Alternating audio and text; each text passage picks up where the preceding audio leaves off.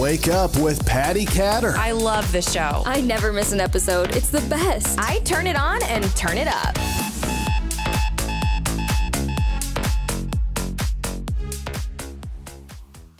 Hello, everybody. You're listening to and watching Wake Up with Patti Katter. So today I have a guest on the show. Her name is Jewels Jade. And those of you who have been listening to and watching my show for a long time, you know I haven't really talked a lot about sex. It's something that is natural human instinct, and it's a good thing. Sex can be a good thing, but Jewels is here to talk today about her book called The Trap and some of the obstacles that she faced as basically a porn star. There's no other way of putting that, right, Jewels? Right. All right. So welcome to the show, Jewels. I appreciate your time, and I'm very thankful for you, to share your story. I think it's an important story. So if you wouldn't mind, would you just tell our listeners a little bit about when you were growing up, how it was, and then we're going to roll into your story. I like our listeners to have that connection of who you were and where where you've been and where you're going. No, of course. No. And thank you, Patti, for having me on your show. It's so important for me to get this information out, and I'm excited about my book, and I totally appreciate that. I was a pretty normal young lady. I came from an Italian family. I'm half Italian, half German, Catholic, went to church, was confirmed. Just the only abnormal, although this happens in many families, was it was a very abusive family. So, and you've heard a lot of this background as far as, when you look at a porn star, that's immediately what people think, how she must have been abused. She must have been raped or molested. What would get her into this line of work? Definitely that is a way in where women end up in this line of work. We had a lot of issues at home, with physical abuse, a lot of fighting in the family. My father died when I was in high school, when I was 17, almost in my senior year. He had a brain tumor. So that was very rough on me and rough on obviously everybody.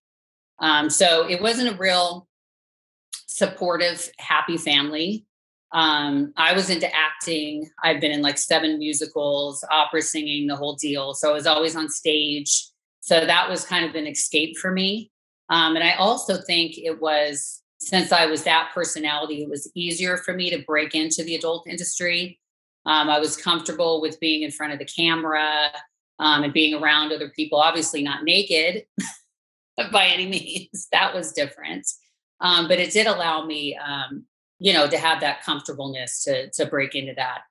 So besides having the normal appearance of a family on the outside, on the inside, it was broken. It was very much broken. And the way I kind of got in is, I met my high school sweetheart, as a lot of us have done. You date, you fall in love in high school, and you get married way too young. I don't know about you, but it's happened to many of us. It never seems to last. But he was a porn addict. I didn't really know that. I met him at church. I was very much a church person, I don't know if you want to say square, but I guess I was. I mean, I didn't have sex in high school. My mom always told me not to mess around with the boys, or I'll get the label of being, a slut. And we didn't want that in our very square Italian family. And so I very much kept to myself. And he was what I thought was very, normal and square himself. But as the marriage very fastly, progressed, I saw things were happening within there as far as porn, which really devastated me. As a young woman, I just wanted that happy little white picket fence, and a child, and, a career in nursing. And there's my cat. Of course, we have animals in the house. So yeah, when I found that out, it really broke me as a person, as a woman. My self-esteem was never very high because of the family that I grew up in. And to find out your husband is just watching all these naked women having sex on film, it really hurt me inside. It broke me. And And strangely enough, I took a very strange path. Yes. I would think that women would hate porn, maybe get a divorce or go to counseling. I wanted to know why, and I think I'm a huge investigator pretty much with everything. I want to know why things happen, and I'll research. And that's pretty much what I did. He was into 1-900 calls. I said, why is my husband doing this? I went and got a job at a 1-900 company. Now, this is a square, I'm telling you, very flat chested, normal woman with no surgery. Just, I wanted to know, why this was happening and where I was failing as a woman. Like, was I doing something wrong? I didn't know much about sex. I was really a virgin before I met him. I wanted to know. So that kind of started me on the path. And I thought by going into this, it would heal me. I don't know if it really healed me. I don't think it did. I mean, it gave me a sense of what was kind of going on, but it never healed me. I was able to go back and say, look, I worked for this 1-900 company, and these women are all normal housewives. They're lying to you. They don't have great bodies. They have normal bodies. Some of them are even in their 50s. They're saying they're Jessica, with huge boobs, and this is a joke on you. So you're spending all our money, and these women, they're laughing at you. They're laughing, right? Look at this pervert over here. Let's say this stupid stuff to get more money from them. So you've been taken for a ride.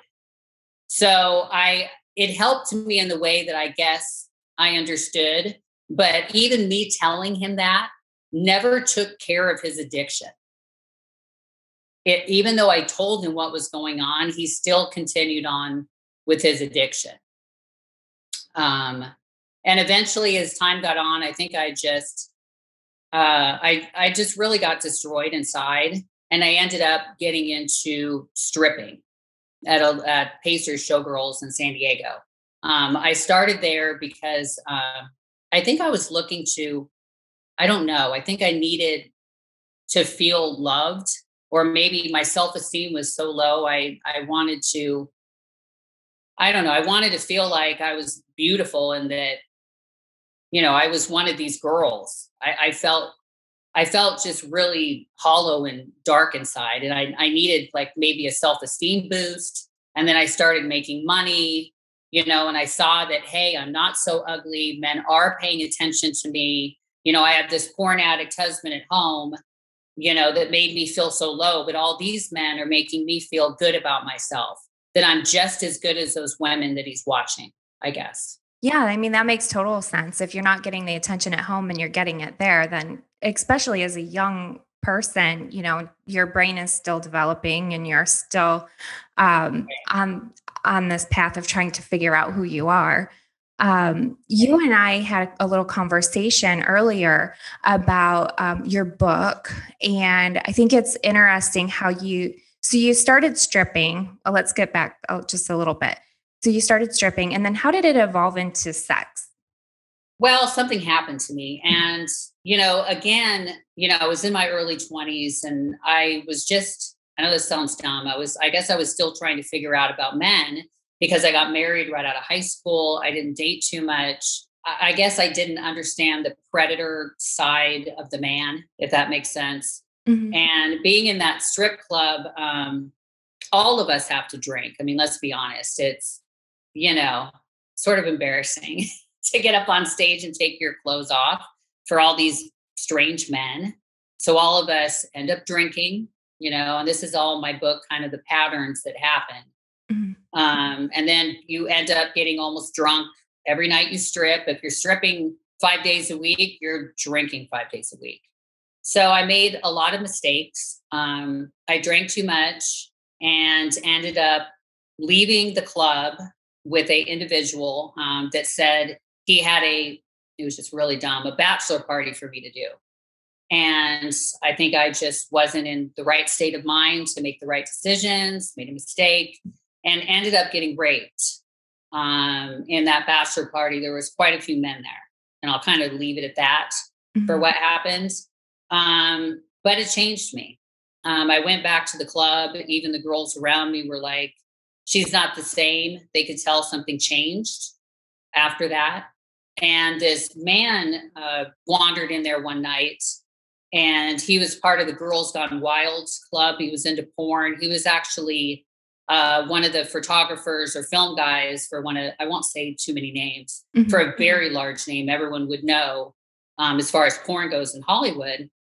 And he came up to me and says, boy, you can make so much money, a lot more money than I was making stripping if you just come back and do a couple films. Well, at that point, I think I was so tarnished by the rape and what happened to me. I was like, oh, well, might as well. Might as well go full board at this point. I just felt like I was worth nothing anymore. So my self-esteem that had kind of come up a little bit more after that just went, might as well do it all. Might as well make money.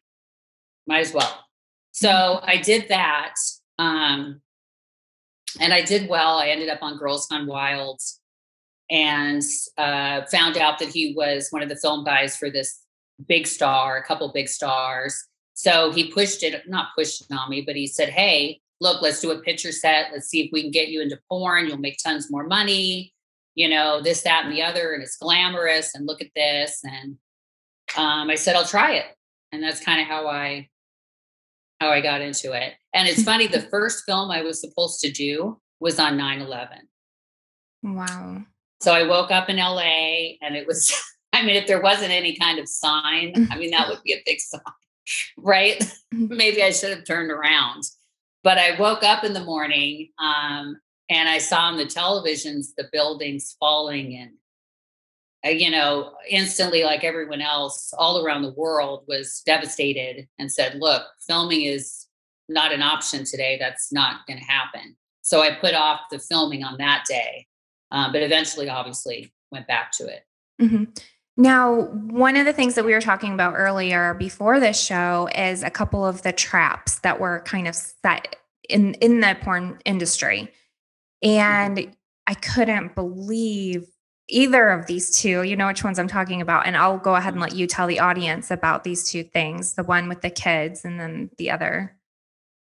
Well, yeah, and I wrote the trap because there's so many traps.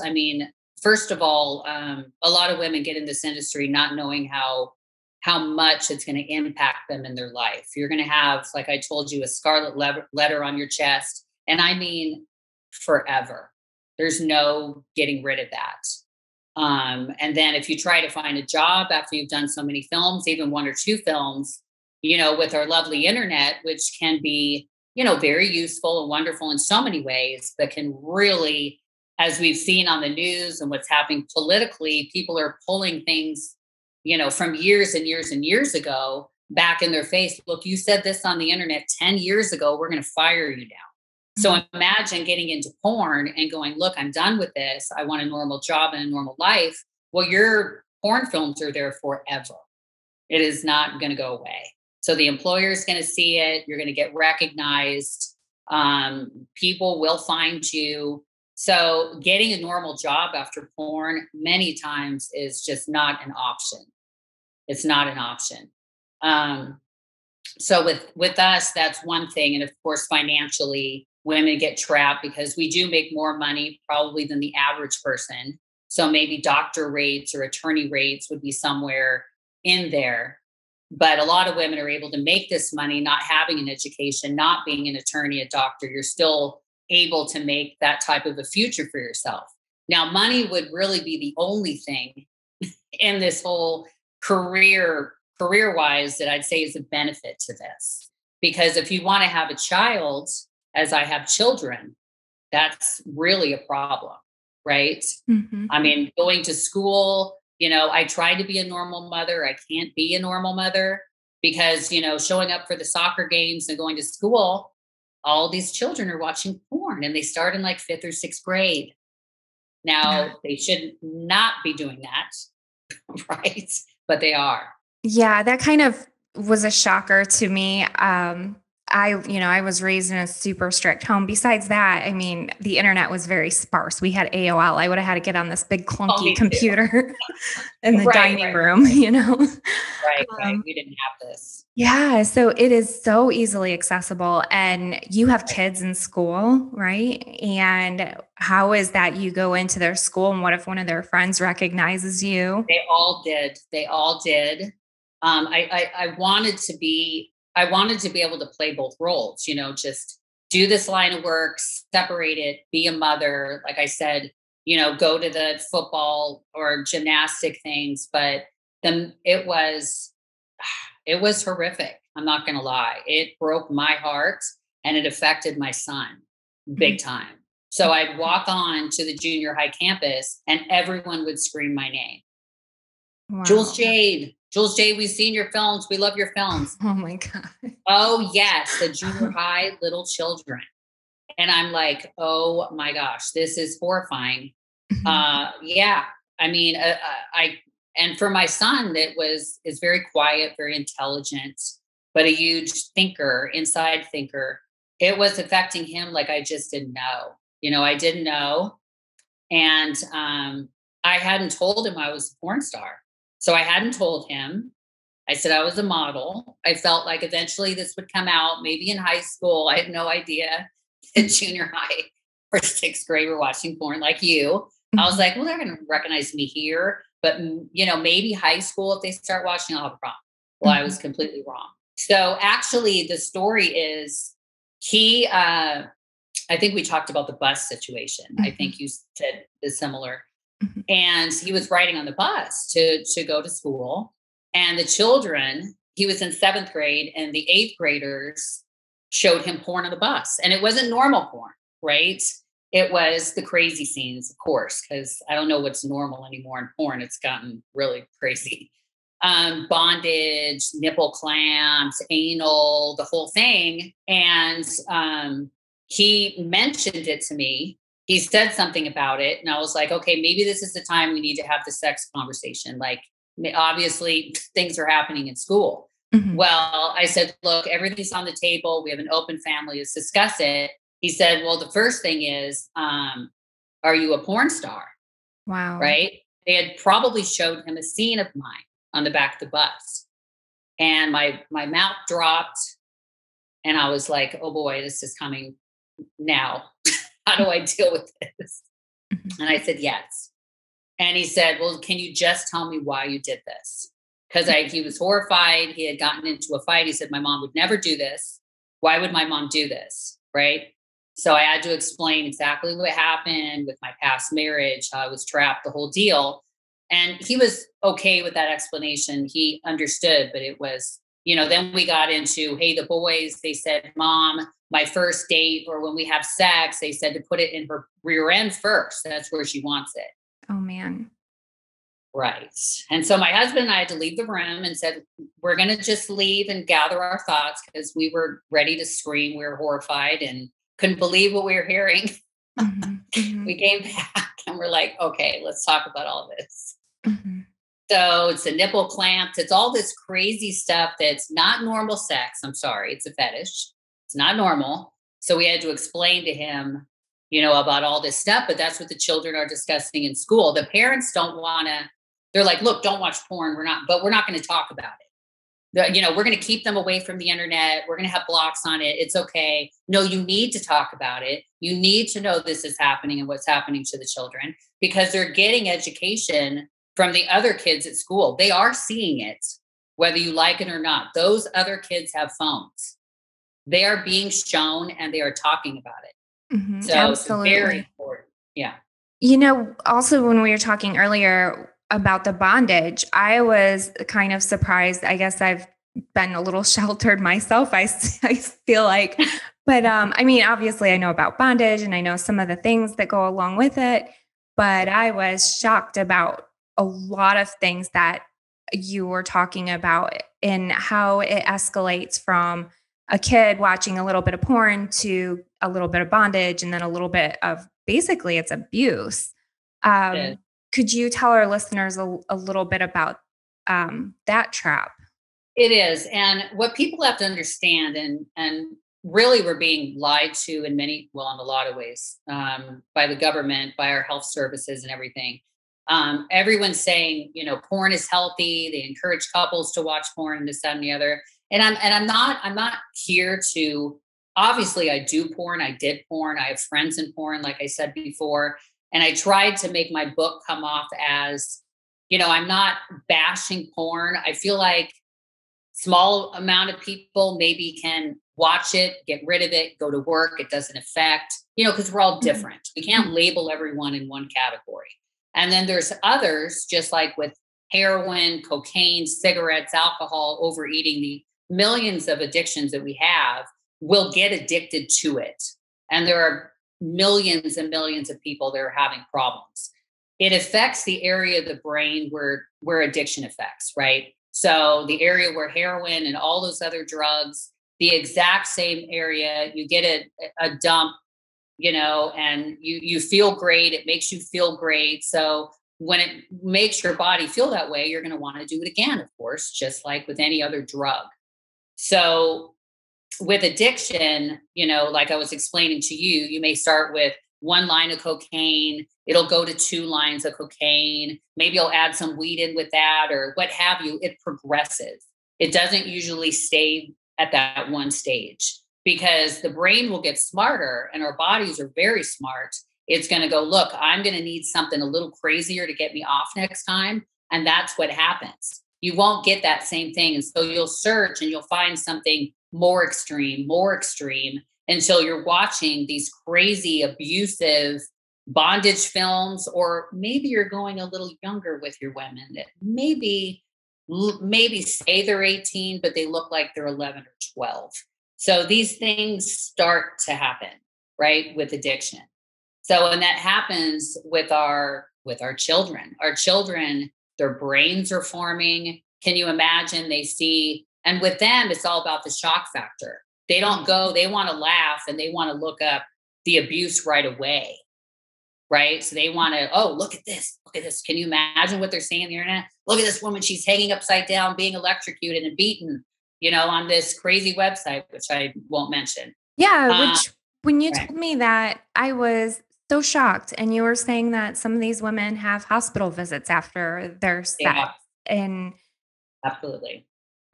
Oh my word. This is extreme. And we're promoting this. And I'm not against the women. I know the progression. What happens in porn is you have a shelf life. So you start with girl, and then you do that for a while because you want to be marketable, right? You don't want to do it all at once. You'll lose everything. You'll start with girl, you do boy, girl, maybe you'll add maybe a 3-way in there. After you've used all that up, then you maybe will go to anal, and then, maybe you'll do a DP. So just like with the addiction for us, in order to be marketable and make money, you have to slowly progress through it. So you're in it for a while, because after the companies have all used you up, then where are you? Mm-hmm. Right. As far as filming. But with this addiction progression, like I said, most of the men, they start here and then they go there. And eventually this addiction progresses into this crazy, who knows what, because all of this is available for free on the internet. So it's very scary. And eventually these men are going to want to act it out. What happens, like we discussed, that they're so into this fetish where this woman's being beaten, and punched and the whole deal. And then who's going to want to do that for them? What's going to happen at that stage when they need to act it out? Yeah, you had mentioned, missing people, whatever happened to them, these women who are raped and left for dead. Right. I'm sure that a lot of that is fueled by porn, especially the extremism. And there's a lot of things in your book that we're not going to talk about because we want people to purchase your book and to read it. So where can people find your book? Right now it's in pre-sale on Amazon, but I think after you actually have this podcast out, it will be on Amazon. So it will be on paperback June 30th, maybe a little bit before that. I will be doing an audio version of it. I know a lot of people in general, they're busy. So it'll be a lot easier for them to hear my voice and, do it for audio, but it will be available paperback June 30th. Mm-hmm. And this show is actually coming out on June the 25th. So 5 days before your release. Okay. And to those of you who are listening, I have a couple of things in my mind. First of all, I can hear some of you already saying, why would I want to buy a book like that? We all are interested in this stuff. Seriously. I mean, at least for me, a lot of people probably wouldn't expect that I even know anything about sex. I mean, like I'm a nun or something. No. Surprise. But really, it's very interesting to see what's going on behind the scenes. And it's very important that we have, Jewels, your information that you're sharing with us, because, like I said, I was a little naive on the extremism of the bondage. I mean, when I think of bondage and have participated a tiny bit, I wouldn't even say in like a lot of, okay, I'm going to stop there. Anyway, get electrocuted. Yeah, I didn't get electrocuted. I wasn't like caged up or anything. I could escape if I want, Those are actually really important things to talk about and for people to be aware of, especially for kids. And you're going to be that parent who's like, oh, my child would never look at anything like that. No, it just pops up on people's phones sometimes. I remember one time my mom was over to my house and I went to show her something about the 82nd Airborne, and I put in something in Google and it was the White House site. Oh, yes.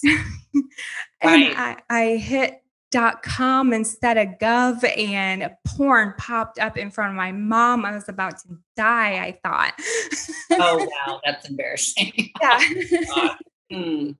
Yeah. Wow. But, for kids, like they can do the same thing. It can just pop in a website and one thing can lead to another. And, we talk about stalkers and how they start out, and we could go down a bunch of trails on this topic. Oh, it's a huge topic. And again, I do have the little nitpicks, not the nitpicks, but I know that men, they expect my book to be like, what goes on behind the scenes in porn, what happens, and do they really come that much? And I do have that stuff in my book. It's not completely like, oh no, this is what's happening. It's pretty much, it's everything.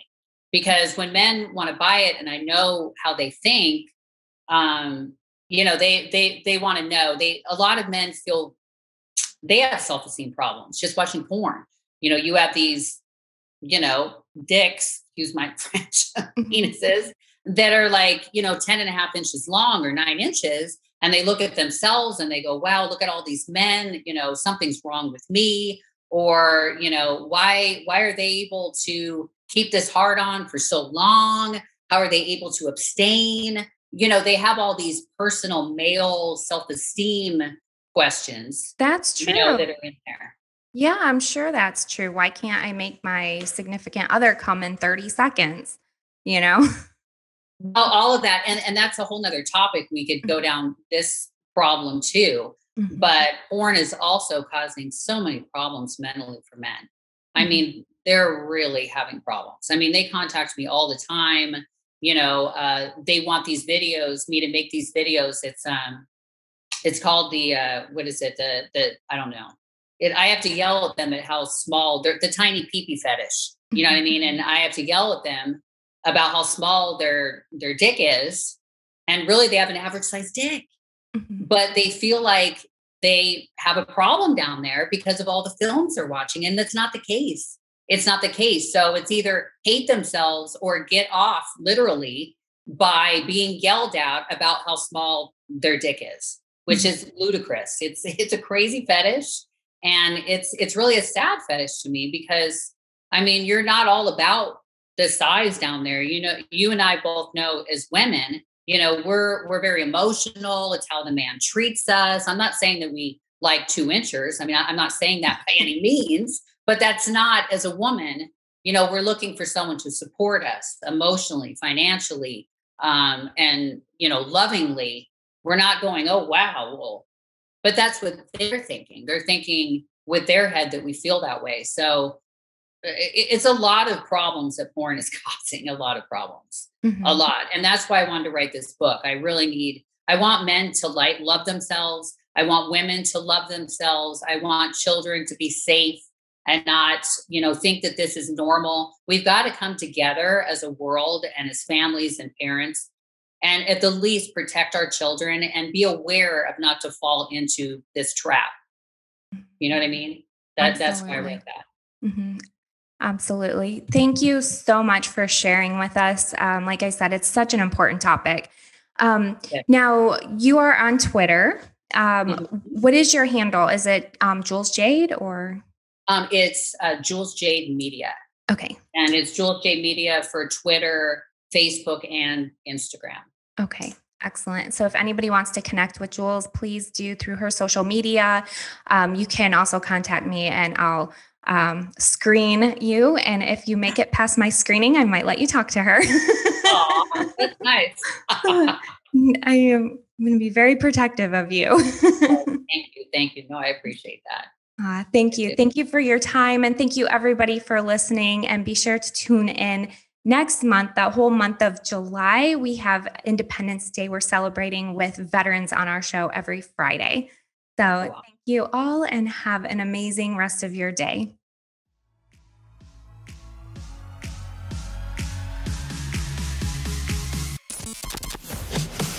Thank you for listening to Wake Up with Patti Katter. Thank you. Thank you. Thank you. Thank you. Thank you for all you do. Follow Patti at Patti Katter on Facebook and Instagram. Get social. You can now watch Wake Up with Patti Katter on Amazon TV and Roku. It's the only podcast I listen to. Be sure to check out Patti's apparel line, The Patriotic Mermaid, at thepatrioticmermaid.com and on social media at The Patriotic Mermaid. I love it.